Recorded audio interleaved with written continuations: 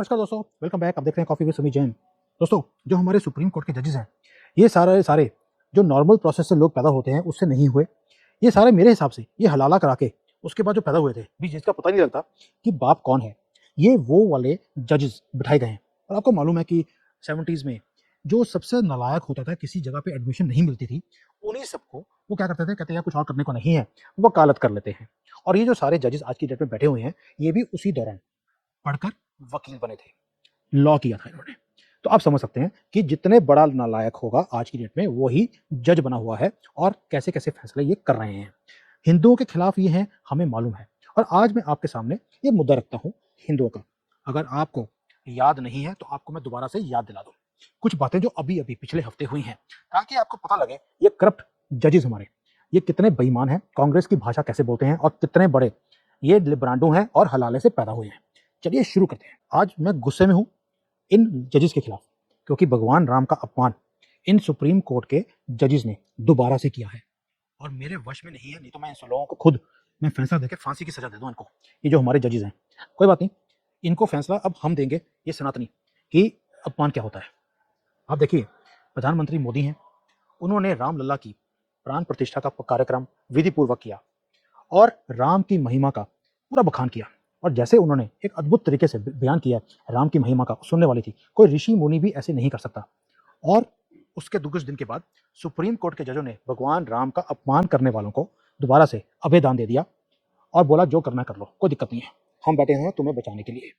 और यही भगवान राम के प्रति इनका जो विद्रोह है, जिसके लिए मुझे गुस्सा आता है इन जजेस के ऊपर, इनका जितना पर्दाफाश किया जाए उतना कम है। और मैं तो ये एक एक करके इनके बाकी के केसेस भी खोल रहा हूँ कि जजेस ने जो धांधलियां करी हैं, मैं हटने वाला नहीं हूँ। आप देखिए, मैंने 2-3 दिन पहले भी एक वीडियो बनाया था, आपको याद होगा, कि कैसे षड्यंत्र के थ्रू हिंदुओं का कोई भी केस हो, गुजरात में कोई केस हो, नरेंद्र मोदी से संबंधित कोई भी मुकदमा हो, उसमें बेंच बनाई जा रही है, जिसमें जो जस्टिस हमारे BR गवई हैं, उनके बेंच बनाई जाती है, और जिसके अंदर जस्टिस संदीप मेहता भी होते हैं। ऐसा ही क्यों? क्योंकि इन मोदी के साथ पूरा वैर है और ये ओपनली बोलते भी हैं। और थोड़े दिन पहले स्वामी प्रसाद मौर्य, इसके खिलाफ भी रामचरितमानस का अपमान करने के लिए एक मामला आया था, और उसके अंदर भी यही दोनों करप्ट जजेस बेंच में थे। आपको याद होगा, पहले जितने भी हिंदू विरोधी कोई भी मुकदमे आते थे, उसमें हमारा सबसे बड़ा करप्ट चंद्रचूड़ जो चीफ जस्टिस है, और नरीमन, ये हुआ करते थे। अब इन्होंने अपनी स्ट्रैटेजी को चेंज कर दिया, मुद्दा वही है। उसमें अब इन्होंने गवई और मेहता इनको बैठाना शुरू कर दिया, ताकि अकेला चंद्रचूड़ ही गालियां को खाए, तो मिल बांट के खा लेते हैं।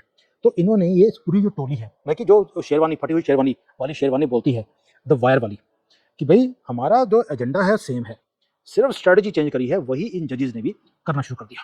अब जस्टिस गवई, इनकी जो बेंच है, उन्होंने मौर्य के खिलाफ जो आपराधिक केस था उसके ऊपर स्टे लगा दिया।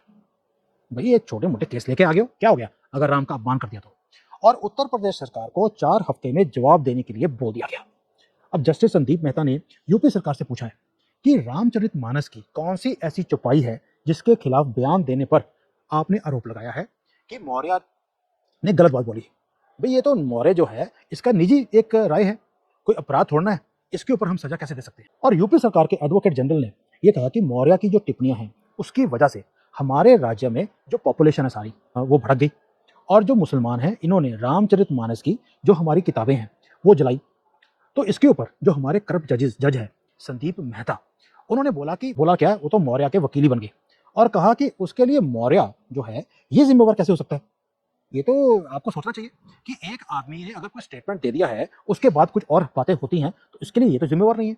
ऐसा लगता है कि सुप्रीम कोर्ट के जो संदीप मेहता जैसे जज हैं, मौर्य की तरह लोगों को भगवान राम का खुलेआम अपमान करने की छूट देना चाहते हैं, और रामचरितमानस जलाने के लिए मौर्य को जिम्मेवार नहीं कहेंगे। लेकिन उदयपुर में कन्हैया लाल का सर तन से जुदा करने के लिए जस्टिस पारदीवाला और जस्टिस सूर्यकांत ने सुप्रीम कोर्ट के इतिहास की सबसे बड़ी हेट स्पीच देते हुए नुपुर शर्मा को जिम्मेवार बताया था, और असली मक्कार मुसलमान का जो नेता था तस्लीम रहमानी, उसको छोड़ दिया था। और आज वही जजेस उल्टी भाषा बोलते हैं जब ये मौर्य का केस आया कि वो जिम्मेवार कैसे। अगर ये जिम्मेवार नहीं तो फिर हमारी नुपुर शर्मा वो जिम्मेवार कैसी थी। और आपने लंबी चौड़ी जो स्पीच दी थी तब, उसका मैंने क्या है। अगर स्वामी प्रसाद मौर्य की ऐसी वकालत कर रहे हो तो मीलॉर्ड आप फिर हर तरह से भगवान राम, रामचरितमानस, रामायण, महाभारत इन सब का अपमान करने के ऊपर आप उतारू हो गए हो। यदि आप हिंदू जो पूरी पॉपुलेशन है इसके प्रति ऐसा द्रोह करेंगे तो फिर मेरे जैसे लोग आपके खिलाफ भी बोलेंगे और हमें अधिकार भी है। तुम्हारी अवहेलना होती है तो भाड़ में जाओ तुम, हम करेंगे। और आप एक मौर्य के साथ नहीं खड़े हो बल्कि और हजारों मौर्य को पैदा करने की कोशिश भी कर रहे हो। और मुझे तो ऐसा लगता है कि जो ये सब कुछ आप कर रहे हो ना, आपके खून में कुछ खराबी है। जस्टिस, करप्ट जजेस, कि जैसे आप पूरे के पूरे जो नॉर्मल पब्लिक है उसके सामने आप कबूल कर रहे हो कि आप नॉर्मल तरीके से पैदा ही नहीं हुए, आप हलाले की ही प्रोडक्ट हो। और ये तभी आप भगवान राम का ऐसे अपमान करते जा रहे हो।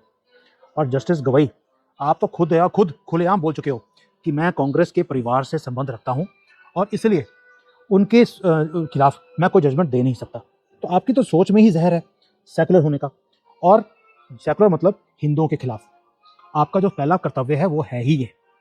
तो सुप्रीम कोर्ट के न्यायाधीश अपने आचरण को थोड़ा देखिए कि आप क्या कर रहे हो, क्योंकि आपने यही काम तब भी किया था जब खालिस्तान जिंदाबाद के नारे लगे थे। तो आपने बोला था कि नाराज होते हुए कि भाई अगर 2-4 लोगों ने नारा लगा दिया तो क्या फर्क पड़ता है, और अंजाम हमने सबने भुगता है। मैं पंजाब से आता हूँ, मुझे मालूम है हमने क्या देखा है। आप तो सिर्फ आग लगाते रहते हो और आग लगाने की परमिशन आप देते रहते हो। कल यही आग तुम्हारे घर में भी आएगी, याद रखना।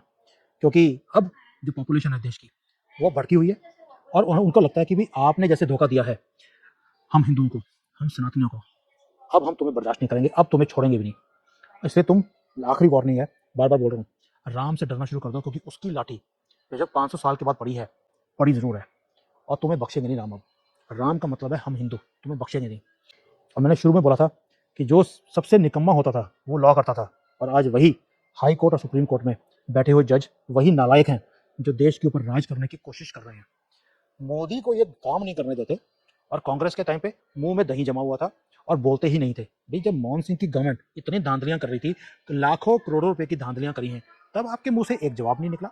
और जब कोविड हुआ तब आपने गवर्नमेंट को बोला कि 24 घंटे में हमें जवाब दो, आप कर क्या रहे हो?